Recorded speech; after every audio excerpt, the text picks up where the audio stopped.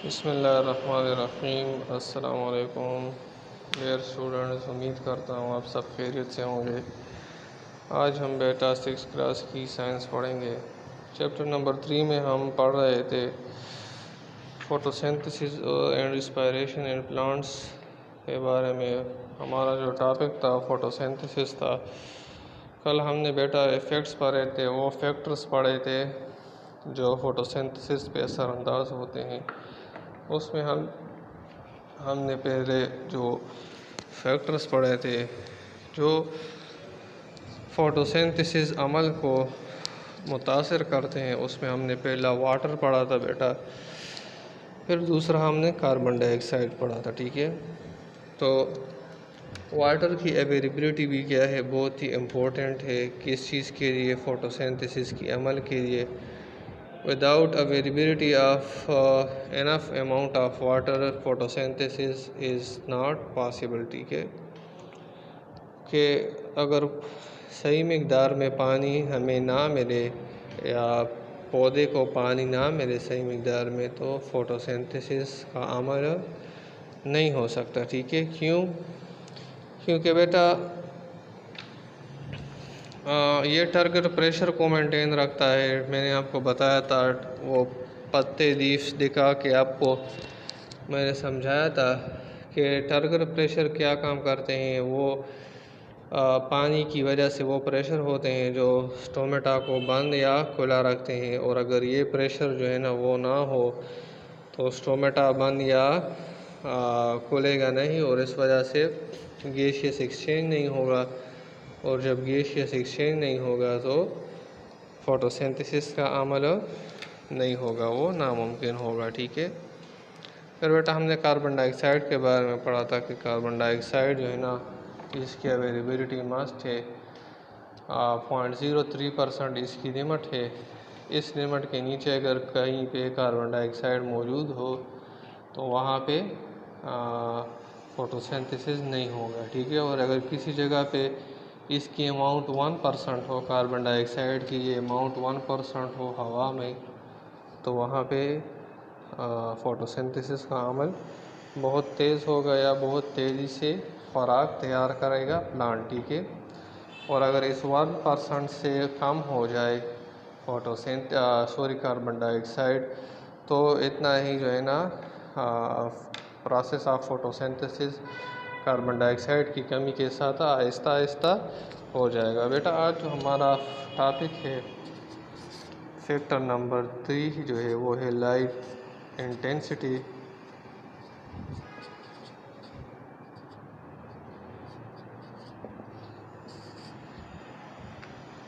Light intensity बेटा है, for example condition number 1 में अगर लो लाइट हो, किसी जगह पे लो लाइट हो, तो फोटोसिंथेसिस क्या होगा, स्लो प्रोसेस या स्लो फोटोसिंथेसिस वहाँ पे होगा। ठीक है, अगर किसी जगह पे बेटा लाइट लो हो तो फोटोसिंथेसिस क्या होगा, वो बहुत ही आहिस्ता आहिस्ता से होगा। अगरचे कार्बन डाइऑक्साइड और वाटर मौजूद भी हो, लेकिन लाइट की शिद्दत जो है ना वो अगर कम हो तो फोटोसिंथेसिस क्या होगा, स्लो होगा। ठीक है, इसके अलावा बेटा जो इसका बरक्स जो कंडीशन है, हाई लाइट जो है ना, हाई इंटेंसिटी लाइट क्या करेगा बेटा, फास्ट फोटोसिंथेसिस होगा इसके साथ। ठीक है, अगर किसी जगह पे तेज़ रोशनी हो तो वहाँ पे फोटोसिंथेसिस जल्दी जल्दी होगा, और प्लांट या पत्ता जो है ना वो खुराक को जल्दी जल्दी तैयार करेगा। ठीक है, तो लाइट इंटेंसिटी के साथ बेटा टेम्परेचर भी जो है ना वो असर रखता है। जो चौथा हमारे पास है वो है टेम्परेचर। ठीक है, तो अगर लाइट इंटेंसिटी बहुत ज़्यादा पड़ रही हो किसी जगह पे, बहुत शदीद रोशनी पड़ रही हो सूरज की, तो फिर वहाँ पे क्या हो जाएगा बेटा, टम्परेचर जो है ना वो इंक्रीज़ हो जाएगा उस जगह का, उस इलाके का। और क्या हो जाएगा, वो टम्परेचर पत्तों का जो है ना वो ज़्यादा कर देगा, पत्ते गर्म हो जाएंगे, जिसकी वजह से ट्रांसपायरेशन जो पानी जो निकलता है पत्तों से वो ज़्यादा निकलेगा। तो इस नतीजे में पत्ता क्या कर देगा, स्टोमेटा बंद कर देगा ताकि इससे पानी ना निकले पौधे से। तो इस वजह से कार्बन डाइऑक्साइड की एंट्री भी बंद हो जाती है और फोटोसिंथेसिस का अमल स्टॉप हो जाता है। ठीक है बेटा, क्या हो जाता है, टेम्परेचर जब बहुत ज़्यादा गिर जाता है, टू कोल्ड हो जाता है, तो फोटोसिंथेसिस क्या हो जाता है, डिक्रीज़ हो जाता है। ठीक है,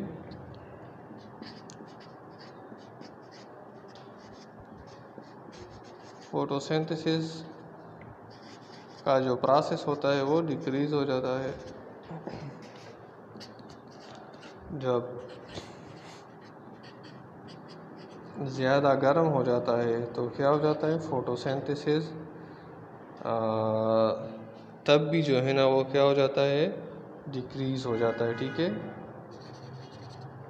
यहाँ पे भी क्या हो जाता है, जब बहुत ज़्यादा गर्मी होती है तब भी जो है ना फोटोसिंथेसिस क्या होती है, डिक्रीज़ होती है। ठीक है, सूटेबल टेम्परेचर पे क्या होगी, टेम्परेचर की जगह मैंने टी लिखा। ठीक है, तो फोटोसिंथेसिस क्या होगा, फास्ट होगा। ठीक है,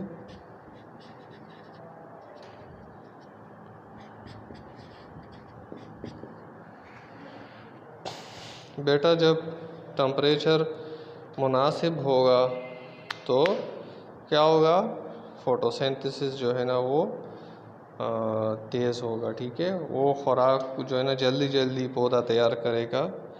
और जो टेम्परेचर्स इन्होंने दिए हैं बुक में, ठीक है, फोटोसिंथेसिस के लिए, तो टू कोल्ड वाली टेम्परेचर मिनिमम टेम्परेचर है 5 डिग्री सेंटीग्रेड से लेके 25 डिग्री सेंटीग्रेड तक। ठीक है, ऑप्टिमम या सूटेबल टेम्परेचर इन्होंने दिया है 25 डिग्री सी से लेके 35 डिग्री सी तक। ठीक है, और जो मैक्सिमम टेम्परेचर दिया है इन्होंने, जिसे हम टू वार्म कहते हैं, वो क्या है बेटा, वो है हमारे पास मैक्सिमम है 35 टू 45 डिग्री सेंटीग्रेड। ठीक है,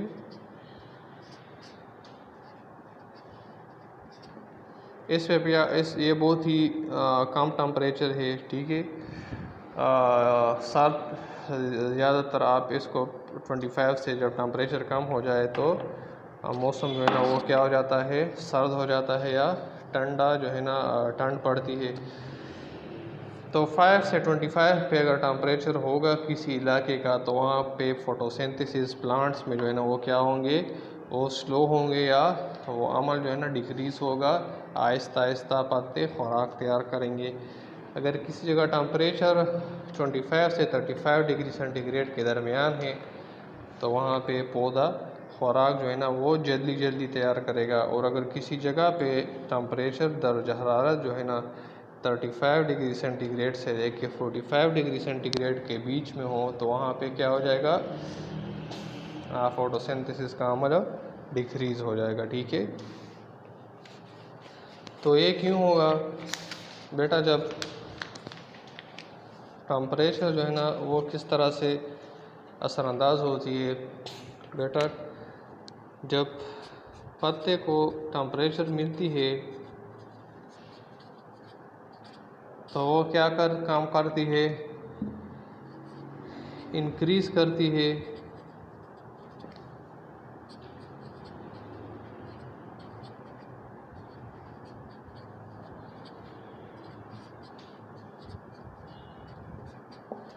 वो पौधे का टेम्परेचर जब बढ़ती है तो वो क्या करती है, प्लांट का टेम्परेचर जो पौधे की दर्जा हरारत है वो भी इसके साथ बढ़ती है। तो प्लांट जब अपने आप को ठंडा रखने की कोशिश करता है, ऑर्डर टू कूल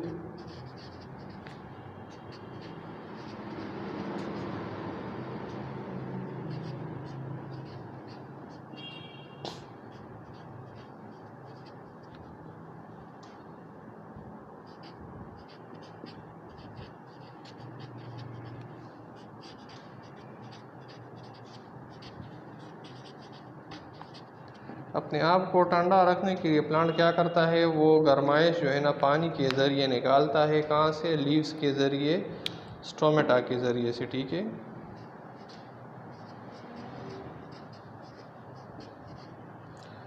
और जब टेम्परेचर इंक्रीज़ होता है, दर्जा हरारत बढ़ता रहता है, तो क्या होता है, ये पानी के निकलने का जो प्रोसेस होता है बेटा, ये क्या होता है, ये मुस्तकिल तौर पर जो है ना शुरू रहता है। ट्रांसपायरेशन इस प्रोसेस को कहते हैं। तो ट्रांसपायरेशन भी शुरू रहता है टेम्परेचर इंक्रीज़ के साथ। तो जब ज़्यादा मकदार में पानी निकल जाता है प्लांट से, पत्ते से या पौधे से, तो क्या करता है फिर प्लांट जो है ना ज़्यादा मकदार में पानी निकाल लेता है। तो सूखने से बचने के लिए प्लांट जो है ना वो पत्ते स्टोमेटा को बंद कर देते हैं। और जब स्टोमेटा को वो बंद करते हैं तो क्या हो जाएगा, तो बेटा ये हो जाएगा हमारे पास फोटोसिंथेसिस स्टॉप हो जाएगा, ठीक है।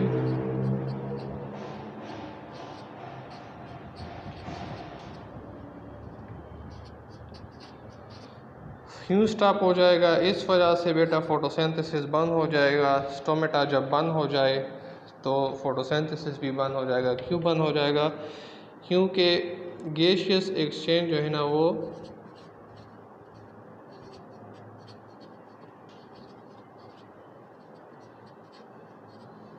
जब स्टोमेटा बंद हो जाए तो गैसियस एक्सचेंज बंद हो जाता है और इस वजह से फोटोसिंथेसिस भी बंद हो जाएगी, ठीक है। और गैसियस एक्सचेंज में हमारे पास क्या क्या है बेटा, CO2 है और O2 है, ऑक्सीजन है, ठीक है। तो ये टेम्परेचर इस तरह से इस पे असरअंदाज होता है फोटोसिंथेसिस के प्रोसेस पे। जब दर्जा हरारत इंक्रीज़ होती है तो ट्रांसपायरेशन शुरू होती है, और जब ट्रांसपायरेशन ज़्यादा हो जाती है तो प्लांट सूखने से बचने के लिए क्या काम करता है, स्टोमेटा को बंद कर देता है। और जब स्टोमेटा बंद हो जाती है तो गैसियस एक्सचेंज बंद हो जाता है, और जब गैसियस एक्सचेंज बंद हो जाता है तो फोटोसिंथेसिस का अमल रुक जाता है, स्टॉप हो जाता है, ठीक है। बेटा जो पांचवा हमारे पास है वो है क्लोरोफिल। क्लोरोफिल जो है ना वो ये भी एक नेसेसरी ज़रूरी फैक्टर है फोटोसिंथेसिस के लिए, ठीक है।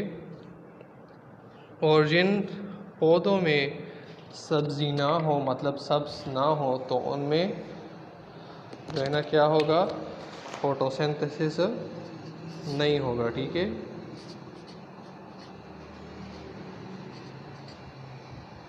तो ये क्या है, ये भी एक फैक्टर है